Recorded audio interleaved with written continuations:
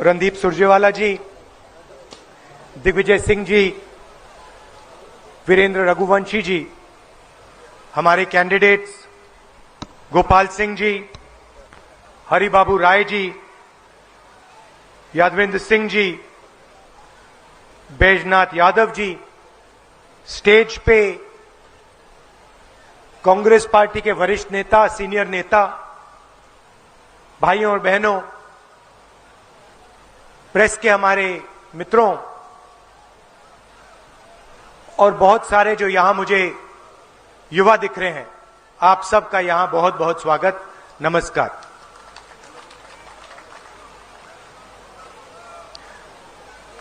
कुछ महीने पहले मैं कन्याकुमारी से कश्मीर तक चला। भारत जोड़ो यात्रा 4000 किलोमीटर हम पैदल चले। कन्याकुमारी से बारिश में, गर्मी में, कश्मीर की बर्फ में हम हिंदुस्तान को जोड़ने के लिए चले। रास्ते में मध्य प्रदेश से भी निकला। लाखों लोगों से मेरी मुलाकात हुई, बातचीत हुई, किसानों से मिला, युवाओं से मिला, माताओं बहनों से मिला और देश को गहराई से, बिल्कुल पास से, सड़क से मैं देख पाया।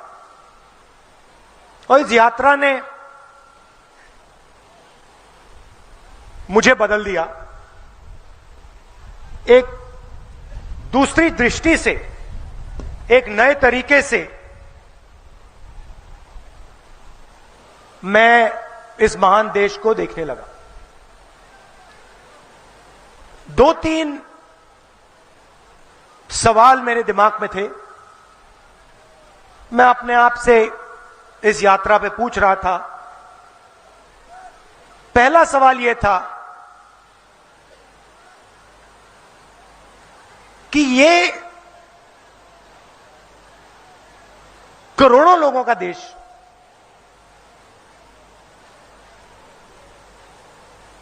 लाखों करोड़ों युवा हैं, इतनी ऊर्जा है, इतना डायनामिज्म है, इतनी शक्ति है, मगर इन युवाओं को रोजगार क्यों नहीं मिल रहा? जहां भी मैं गया, किसी भी युवा से मैं पूछता, भाई क्या कर रहे हो? काम नहीं है, बेरोजगार हूं। क्या पढ़े? इंजीनियर बनना चाहता था, इंजीनियरिंग मैंने की। डॉक्टर बनना चाहता था, मेडिकल पढ़ाई की। आज क्या कर रहे हो? डॉक्टर बने, इंजीनियर बने, लॉयर बने, चुप हो जाते थे, मुंह से कुछ निकलता ही नहीं था। और फिर कहते थे नहीं राहुल जी बेरोजगार है। तो मेरे दिल में, दिमाग में यह सवाल उठा कि इतने लोग बेरोजगार क्यों हैं? इसका कारण क्या है? पहले मैंने सोचा था, जब मैं निकला, मीडिया को आप देखो तो लगता है कि देश के लोग नफरत से भरे हुए हैं, मगर जब मैं निकला नफरत मुझे कहीं नहीं मिली। सिर्फ मोहब्बत, आदर, रिस्पेक्ट, प्यार मिला। मैंने नारा दिया, नफरत के बाजार में मोहब्बत की दुकान खोल रहे हैं। तो सबसे बड़ा सवाल हमारे सामने, और अच्छा, एक और बात, जब मैं युवाओं से मिलता था, बेरोजगार युवाओं से मिलता था, तो मैं उनसे सवाल पूछता था, भाई आपकी जात क्या है? पता नहीं आपने नरेंद्र मोदी का भाषण देखा या नहीं। 2-3 दिन पहले उन्होंने कहा, हिंदुस्तान में सिर्फ एक जात है, वो है गरीब। सुना होगा आपने। एक तरफ कहते हैं मेरा नाम नरेंद्र मोदी, मैं ओबीसी हूं, और दूसरी तरफ कहते हैं हिंदुस्तान में सिर्फ एक जात है, वो है गरीब। मगर जो मैंने अपनी आंखों से देखा, मैं आपको बताना चाहता हूं। मैं लाखों युवाओं से मिला, और जब मैं उनसे पूछता था, भैया आप बेरोजगार हो, आपकी जात क्या है, वो मुझे कहते थे, मैं ओबीसी हूं, मैं दलित हूं, मैं आदिवासी हूं। तो मेरे दिमाग में सवाल उठा, इस देश में ओबीसी कितने, दलित कितने, आदिवासी कितने, जनरल के कितने, और इन लोगों को, इन वर्गों को हिंदुस्तान को चलाने में कितनी हिस्सेदारी मिल रही है? सरल सा सवाल है। अगर इस देश में 50% ओबीसी है, तो सरकार को चलाने में 50% भागीदारी होनी चाहिए। सही या गलत? 50% भागीदारी होनी चाहिए। अगर आदिवासी 14, 15, 16% है, तो उनकी भागीदारी होनी चाहिए। और फिर मैंने थोड़ा पता लगाने की कोशिश की। यहां जो ओबीसी वर्ग के युवा हैं, आप सब ने एक दिन सपना देखा होगा, दलित आदिवासी भाइयों ने, बहनों ने सपना देखा होगा कि भाई मैं एक दिन आईएएस के लिए काम करना चाहता हूं। सपना देखा? देखा ना? ये देखो हाथ उठा रहे हैं। हर युवा कहता है मैं आईएएस के लिए काम करना चाहता हूं। क्यों?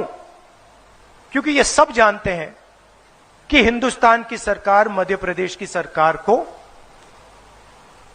आईएएस अफसर चलाते हैं। भाइयों और बहनों, हिंदुस्तान की सरकार को 90 लोग चलाते हैं। अगर आप सोचते हो कि एमपी, एमएलए सरकार को चलाते हैं, गलतफहमी में हो। मैंने सरकारों को अंदर से देखा है। हिंदुस्तान की सरकार को 90 अफसर चलाते हैं। नरेंद्र मोदी जी मिलकर 90 अफसरों के साथ इस देश को चलाते हैं। कैसे? हिंदुस्तान का जो बजट है, जो धन है, उसको ये 90 अफसर बांटते हैं। बजट में सड़क के लिए कितना पैसा जाएगा? 90 अफसर। बजट में वायुसेना को, सेना को, नेवी को कितना मिलेगा? 90 अफसर। आदिवासियों को शिक्षा के लिए कितना पैसा मिलेगा? 90 अफसर। ओबीसी युवाओं को कितने लोन मिलेंगे? कितना पैसा जाएगा? 90 अफसर। सारा का सारा बजट जो बढ़ता है, ये 90 अफसर इसको बांटते हैं। तो मैंने सवाल अपने आप से पूछा कि भैया इन 90 अफसरों में से ओबीसी कितने, दलित कितने, आदिवासी कितने? मोदी जी कहते हैं ओबीसी की सरकार है। भाइयों और बहनों, आप मुझे बता दो, 90 अफसरों में से जो हिंदुस्तान को चलाते हैं, ओबीसी कितने हैं? कोई नहीं बता पा रहा। चलो उससे पहले हिंदुस्तान में ओबीसी की आबादी कितनी? देखो, किसी को नहीं मालूम।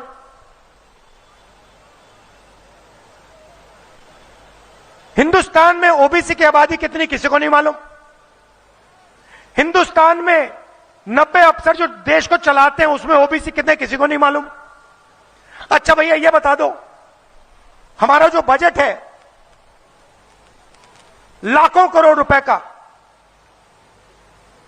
उसमें ओबीसी अफसर कितना निर्णय लेते हैं? कोई नहीं बता पा रहा। सन्नाटा है। मैं बताता हूं, 90 अफसर में से 3 अफसर ओबीसी वर्ग के हैं। और अगर हिंदुस्तान का बजट 100 रुपए का हो तो ओबीसी वर्ग के अफसर 5 रुपए का निर्णय लेते हैं। अब आप मुझे बताओ, अगर 90 में से 3 अफसर निर्णय ले रहे हैं और ओबीसी वर्ग सिर्फ बजट के 5% पर निर्णय ले रहा है, तो आप मुझे समझा दो कि ओबीसी वर्ग की शिक्षा के पैसे कहां से आएंगे, कैसे आएंगे, कब आएंगे? आप मुझे समझा दो ओबीसी वर्ग की प्रगति कैसे होगी? जो देश को चला रहे हैं उसमें आपका एक आदमी नहीं है। अच्छा, ओबीसी की बात की, आदिवासियों की बात करता हूं। अगर हिंदुस्तान के बजट में 100 रुपए खर्च होते हैं तो 5 रुपए ओबीसी वर्ग के अफसर निर्णय लेते हैं। भाई और बहनों, आदिवासी वर्ग के अफसर सिर्फ 0.1% डिसीजन लेते हैं। मतलब अगर हिंदुस्तान का बजट 100 रुपए का हुआ तो आदिवासी अफसर 10 पैसे का निर्णय लेते हैं। अब जैसे ही मुझे यह बात समझ आई, मैंने इलाज निकाला। मैंने कहा, देखिए, सबसे पहला कदम यह है कि इस देश में ओबीसी कितने, दलित कितने, आदिवासी कितने, यह हमें पहले पता लगाना पड़ेगा। पता लगाने का तरीका जाति जनगणना। जाति जनगणना के बाद पूरे देश को पता लग जाएगा कि भैया इस देश में ओबीसी इतने, दलित इतने, आदिवासी इतने, और फिर सब वर्ग को सरकार चलाने में भागीदारी मिल सकेगी। ओबीसी युवा आज भटकता है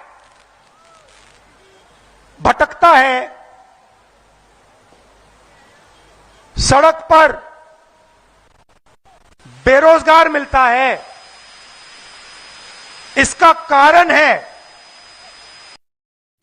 कारण कि सरकार को चलाने में आपकी कोई भागीदारी नहीं है। अगर आपको सरकार चलाने में भागीदारी होती,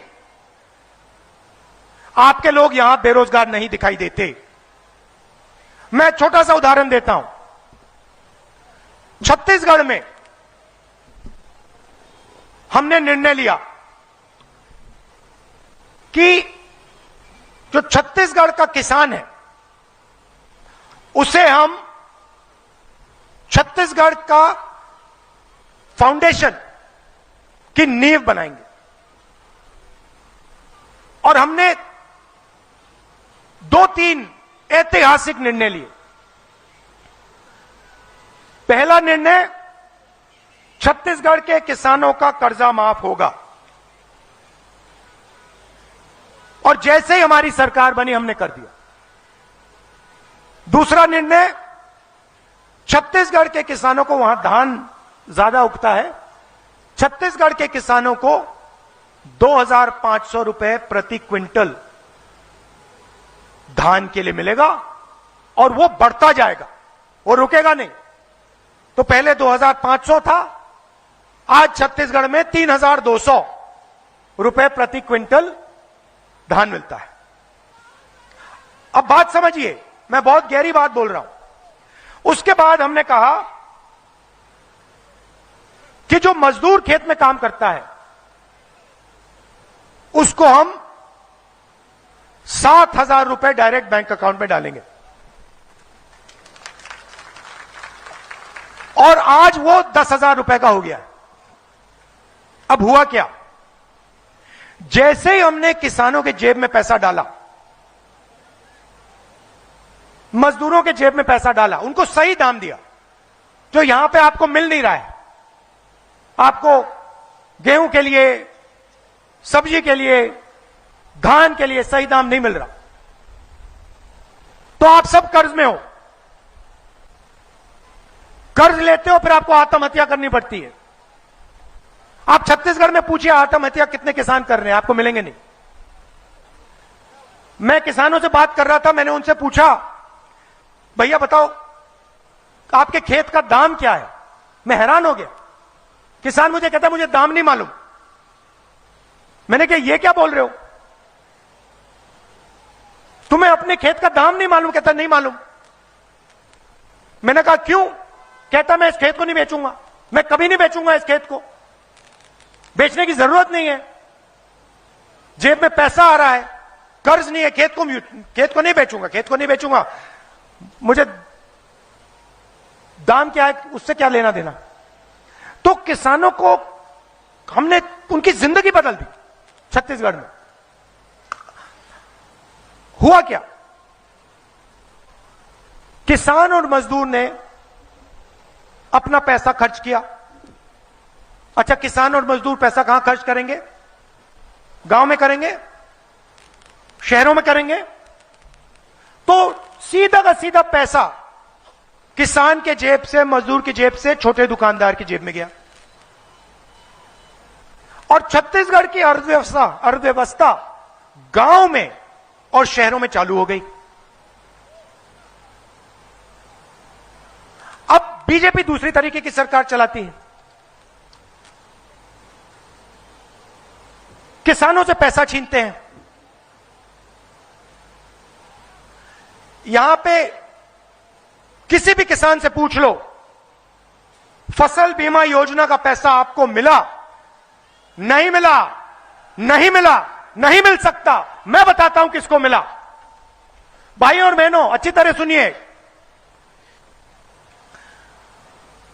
तकरीबन 30,000 करोड़ रुपया किसका पैसा? ओबीसी वर्ग का पैसा, दलित का पैसा, आदिवासी का पैसा, जीएसटी का पैसा। जो जब आप पेट्रोल खरीदते हो, आलू के चिप्स खरीदते हो, साबुन खरीदते हो, किसान औजार खरीदते हैं, जो आपके जेब से पैसा निकलता है, जीएसटी का पैसा 30,000 करोड़ रुपए फसल बीमा योजना में गया। ठीक है, 30,000 करोड़ रुपया भाइयों और बहनों 16 कंपनियों को मिला। उन कंपनियों में ना एक ओबीसी है, ना एक दलित है, ना एक आदिवासी है। बात समझो, आपका पैसा, जीएसटी का पैसा, ये जो युवा ओबीसी युवा खड़े हैं, आपका पैसा आपके जेब में से निकला। आपको कहा गया प्रधानमंत्री फसल बीमा योजना लाएंगे आपके लिए। क्या होगा? तूफान आएगा, खेत का नुकसान होगा, आपको बीमा मिलेगा। आपने अपने पैसे भी डाल दिए उसमें। एक तरफ जीएसटी से आपका पैसा गया तकरीबन 25,000 करोड़ रुपया, दूसरी तरफ आपने डाल दिया तकरीबन 3,000-4,000 करोड़ रुपया आपका गया। कहां गया? 16 कंपनी में। मैंने पता लगाया, 16 कंपनी की मैनेजमेंट में आपको एक ओबीसी नहीं मिलेगा, एक दलित नहीं मिलेगा, एक आदिवासी नहीं मिलेगा। तो हुआ क्या? आपके जेब में से पैसा गया, और जब आपको जरूरत पड़ी, जब ओबीसी किसान का नुकसान हुआ, उन्होंने आपको कहा भैया ईमेल कर देना, टेलीफोन मार देना, और जब आप ईमेल करते हो वहां पर जवाब आता है भैया यहां पे तो ईमेल ही नहीं है। टेलीफोन करते हो कहते भैया टेलीफोन हम नहीं जानते, तुम्हारे खेत को तो नुकसान ही नहीं हुआ। तो ओबीसी से, दलित से, आदिवासी से पैसा निकला, 16 कंपनी वालों को पहुंच गया। प्राइवेटाइजेशन की बात होती है, कहते नरेंद्र मोदी कहते हैं सारा प्राइवेट कर दो। बड़े बड़े पब्लिक सेक्टर यूनिट्स जो थे सबके सब प्राइवेटाइज कर दिए। तो ये हुआ क्या? पब्लिक सेक्टर यूनिट में आदिवासी थे, दलित थे, ओबीसी थे, उनको परे कर दिया, कंपनी बेच दी, उनको बेरोजगार कर दिया, और 2, 3, 4 लोगों को पूरा का पूरा माल बेच दिया, देश की पूंजी बेच दी। ये अदानी बना कैसे? आपने कभी सोचा? ये अदानी एयरपोर्ट खरीद लेता है, पोर्ट्स खरीद लेता है। मैं आपको बताता हूं, आपके जेब में से पैसा निकलता है कैसे? जीएसटी के माध्यम से। आप टैक्स देते हो, आपको पता भी नहीं लग रहा, आपने कुछ खरीदा, एकदम उसमें टैक्स गया। जीएसटी को ओबीसी, दलित, आदिवासी टैक्स कह देना चाहिए। ये लो, आप लोग टैक्स दे रहे हो, आपका पैसा जा रहा है सरकार में, सरकार पब्लिक सेक्टर बैंक में डाल रही है, और अदानी जी को पब्लिक सेक्टर बैंक लोन दे रही है। यहां पे कोई ओबीसी है, कोई दलित है, कोई आदिवासी है जिसको बैंक ने बैंक लोन दिया? नहीं मिल सकता। अगर आपका नाम अदानी होता, लाखों करोड़ रुपए आपके हवाले हो जाते। तो बीजेपी ऐसी सरकार चलाती है, आप में नफरत फैला देंगे, हिंदू मुस्लिम कर देंगे।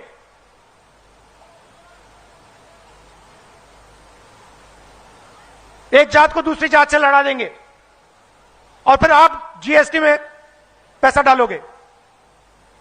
जैसे ही आपने अपने स्कूटर में, मोटरसाइकिल में पेट्रोल डाला ना, अदानी जी के जेब में सीधा पैसा जाता है, डायरेक्ट। तो 2 सरकारें चल सकती हैं। एक सरकार जो किसानों की, मजदूरों की, छोटे दुकानदारों की रक्षा करती है, और दूसरी सरकार जो अरबपतियों की रक्षा करती है। किसानों को आपने पैसा दिया, मजदूरों को आपने पैसा दिया, वो गांव में उसको खर्च करेगा, शहर में उसको खर्च करेगा, छोटे दुकानदार को फायदा होगा। आपने अदानी जी को पैसा दिया, अमेरिका में खर्च करेगा। किसी बड़े कॉन्ट्रैक्टर को आपने पैसा दिया, यहां थोड़ी खर्च करेगा, वो जाके दुबई में खरीदेगा माल, बड़ा बड़ा सा घर खरीदेगा, आपका पैसा यहां से दुबई पहुंच जाएगा। तो सबसे पहला कदम, अगर बेरोजगारी से लड़ना है, सबसे पहला कदम जाति जनगणना है, जिसको मैं एक्सरे कहता हूं। मैं एक्सरे कहता हूं कि भैया देखो, किसी को चोट लगती है, किसी को चोट लगती है, हम कहते हैं या भैया चोट लग गई, जाओ पता लगाओ, अस्पताल जाओ, पता लगाओ हड्डी टूटी या नहीं। व्यक्ति अस्पताल जाता है, एक्सरे लेता है, डॉक्टर कहता है हाँ भैया हड्डी टूटी हुई है। अब हमें सबको मालूम है, पूरे देश को मालूम है कि ओबीसी को, दलित को, आदिवासी को जबरदस्त दर्द हो रहा है। बेरोजगारी है, महंगाई है। तो अब सवाल यह है भैया दर्द क्यों हो रहा है? एक्सरे जाति जनगणना। जिस दिन जाति जनगणना हो जाए उस दिन मध्य प्रदेश के हर ओबीसी को पता लग जाएगा कि भैया मेरे 50%, 60% आबादी है, मेरे 60% अगर आबादी है, 50% आबादी है, तो हिस्सेदारी क्यों नहीं है? मैं बेरोजगार क्यों हूं? अब जब मैं ये बात उठाता हूं, नरेंद्र मोदी कुछ कहते नहीं। मैं कहता हूं नरेंद्र मोदी से, कहता हूं नरेंद्र मोदी जी आप एक काम कीजिए, जाति जनगणना कर दीजिए, ओबीसी युवाओं को बता दीजिए ओबीसी कितने, आदिवासियों को बता दीजिए आदिवासी कितने, दलितों को बता दीजिए दलित कितने। फिर वो जो 90 अफसर की बात है उसको ठीक करते हैं। नरेंद्र मोदी जी कहते हैं भैया जात तो है ही नहीं,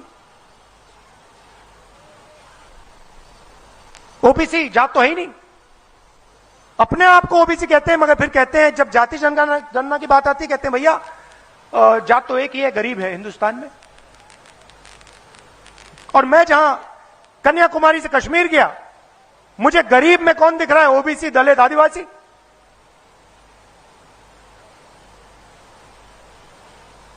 तो ये आपके सामने सच्चाई है। हमारी सरकार आएगी तो मैं आपको संक्षेप में बताता हूं हम करेंगे क्या। सबसे पहले जैसे हमने छत्तीसगढ़ में किसान को, मजदूर को, छोटे दुकानदार को प्रदेश की नींव बनाई, वो हम यहां पे आपके लिए कर डालेंगे। मतलब किसान को, मजदूर को प्रोटेक्शन होगी, सही रेट मिलेगा, कर्जा माफ की जरूरत होगी तो कर्जा माफ हो जाएगा।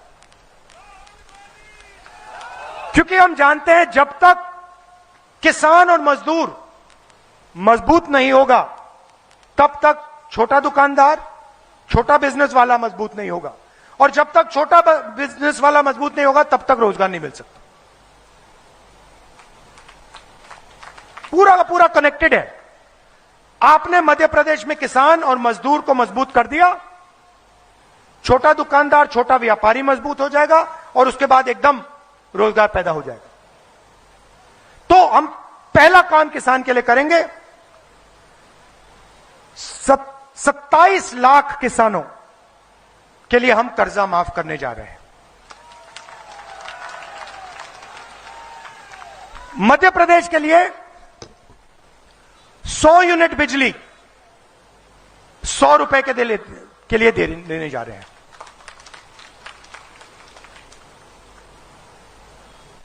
हमने यह वायदा किया था और हमने यह वायदा पूरा कर डाला।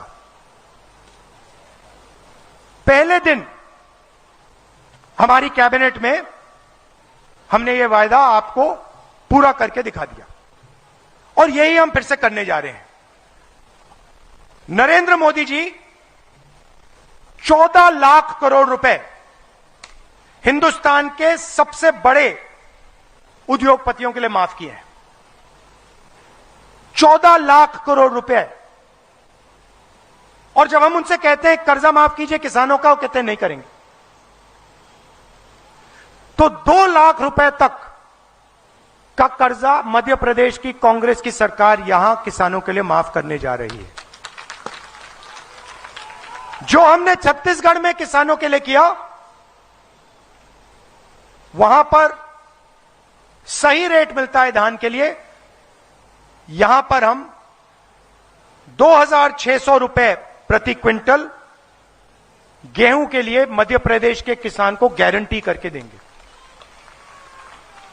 और यह 2,600 तक नहीं रुकेगा, यह आस्ते आस्ते बढ़ता जाएगा, 3,000 तक बढ़ेगा, 3,000 से भी आगे चला जाएगा।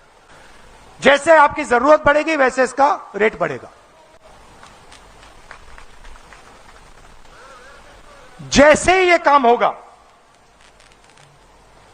वैसे आपके गांव में, आपके छोटे छोटे कस्बों में पैसा आना शुरू हो जाएगा और आपकी अर्थव्यवस्था बदल जाएगी। हमारी सरकार गरीबों के लिए काम करती है। आप छत्तीसगढ़ जाओ, राजस्थान जाओ, कर्नाटक जाओ और पूछो। राजस्थान में हिंदुस्तान का सबसे अच्छा स्वास्थ्य का सिस्टम है। वहां पे आपको कोई भी ऑपरेशन करवाना हो, दिल का दौरा पड़े, कैंसर हो जाए, कोई भी ऑपरेशन करवाना हो, फ्री में आपका वहां पे ऑपरेशन होता है राजस्थान के लोगों का। छत्तीसगढ़ में मैंने आपको समझाया कि हमने किसानों को प्रदेश की नींव, प्रदेश का फाउंडेशन बना दिया। कर्नाटक में हिंदुस्तान का सबसे अच्छा सोशल सिस्टम, गरीबों की रक्षा करने का सिस्टम। हर महीने 2,000 रुपए महिलाओं को। कर्नाटक में कर्नाटक की महिलाएं, सुनिए मजे की बात सुनिए, कर्नाटक में कर्नाटक की महिलाएं बस में मुफ्त में घूमती हैं, एक पैसा नहीं देना पड़ता पूरे प्रदेश में।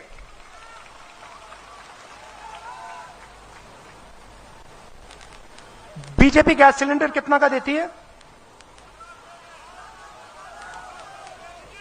1200 की देती है ना। कांग्रेस पार्टी की सरकार आएगी तो 500 रुपए का आपका सिलेंडर हो जाएगा। आसान सी बात है भैया। देखो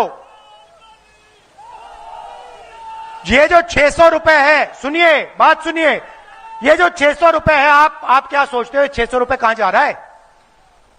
हम आपको 500 रुपए का गैस सिलेंडर देंगे, हम तेलंगाना में दे रहे हैं, कर्नाटक में दे रहे हैं, हम आपको 500 रुपए का दे रहे हैं, वो आपको 1100 का देते हैं, तो 600 कहां जाएंगे आपको मालूम है?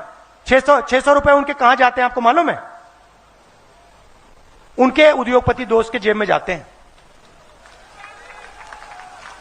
तो यह सच्चाई है। नरेंद्र मोदी कहते हैं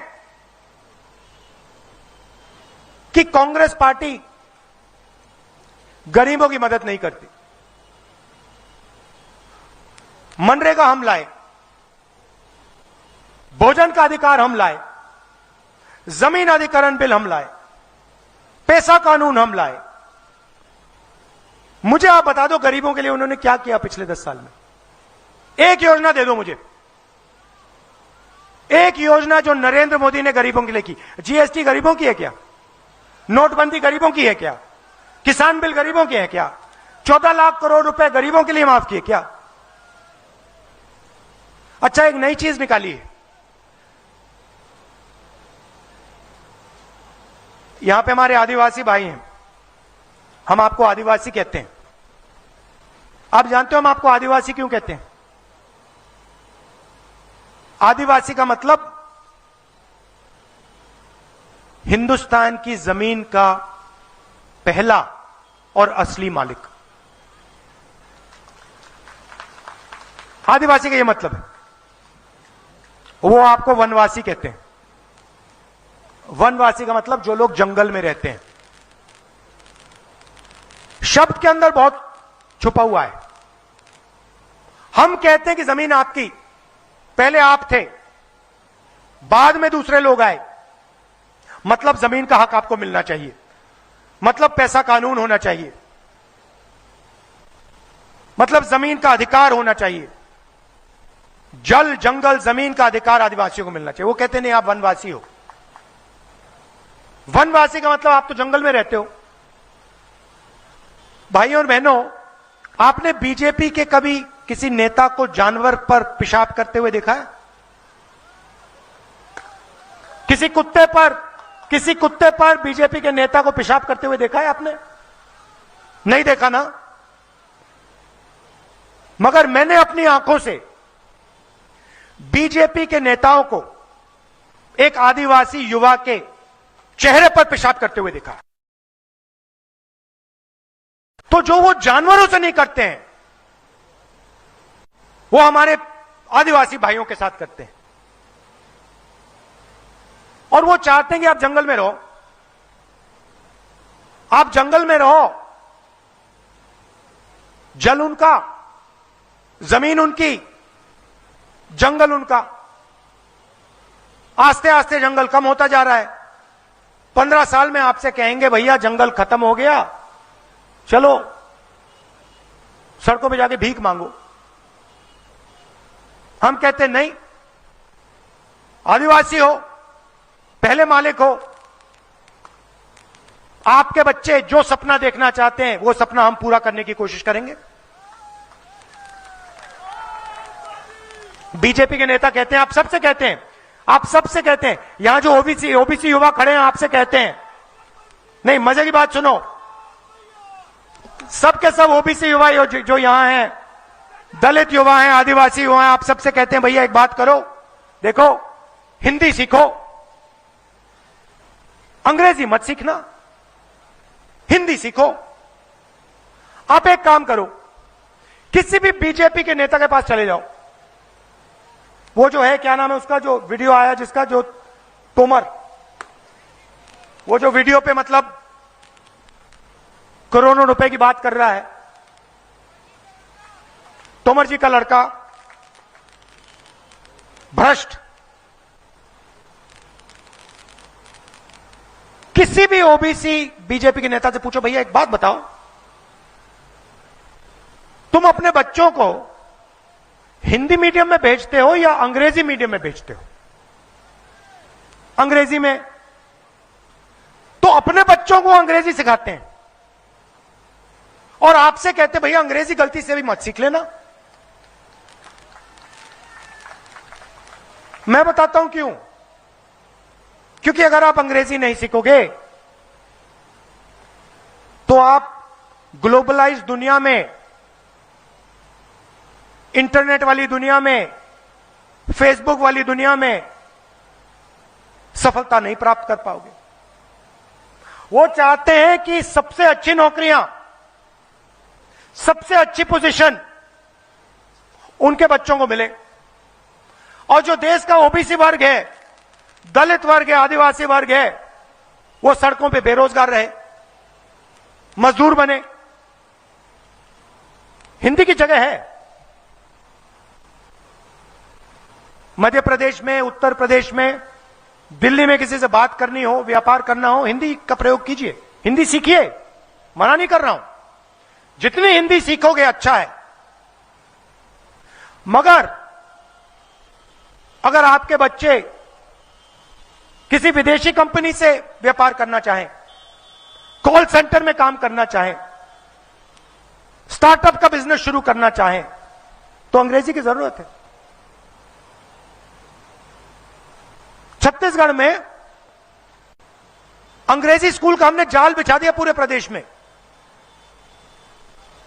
high quality school, private school से अच्छे। अगर आपको अंग्रेजी सीखनी है छत्तीसगढ़ में, सरकारी स्कूल में ज्यादा अच्छी अंग्रेजी सिखाई जाती है प्राइवेट स्कूल से।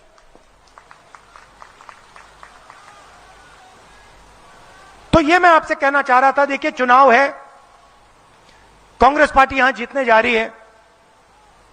मैं यहां आपसे आता हूं, वायदे करता हूं, मैं वायदे पूरे करता हूं। पिछली बार मैंने आपसे कहा था, मैं आपको झूठ नहीं बोलता हूं, पिछली बार मैंने आपसे कहा था, देखिए किसानों का कर्जा माफ हो जाएगा।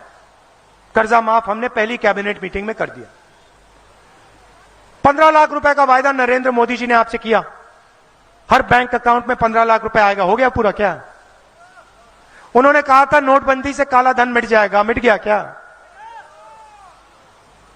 तो मैं आपसे जो कहता हूं कर डालता हूं। और मैंने यात्रा में मन बना लिया है। 4000 किलोमीटर चला हूं, हिंदुस्तान की सच्चाई मैंने देखी है। मैंने मन बना लिया है कि कुछ भी हो जाए, हिंदुस्तान में और मध्य प्रदेश में जाति जनगणना होगा, होगा, होगा। और ओबीसी को, दलित को और आदिवासी को जो अधिकार मिलना चाहिए, जो भागीदारी उनकी होनी चाहिए, वो होगी, होगी, होगी। धन्यवाद। अब मैं धन्यवाद और आभार प्रदर्शन के लिए ब्लॉक कांग्रेस कमेटी के अध्यक्ष शिशुपाल रघुवंशी जी, कृष्णपाल सिंह जी यादव जिला अध्यक्ष जी, राजेंद्र सिंह कुशवाहा जी के साथ मिलकर मैं आमंत्रित कर रहा हूं उनकी बात को रखने के लिए। यादवेंद्र सिंह जी मुंगावली विधानसभा क्षेत्र से कांग्रेस पार्टी के प्रत्याशी हैं। धन्यवाद और आभार प्रदर्शन के लिए यादवेंद्र सिंह जी यादव। आज की इस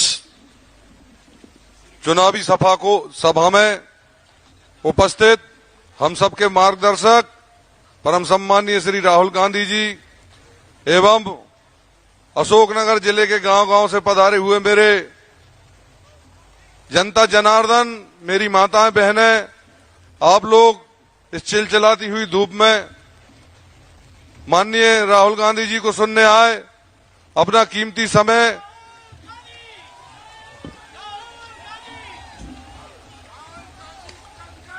के साथ मैं आप सभी का आभार व्यक्त करता हूं। धन्यवाद।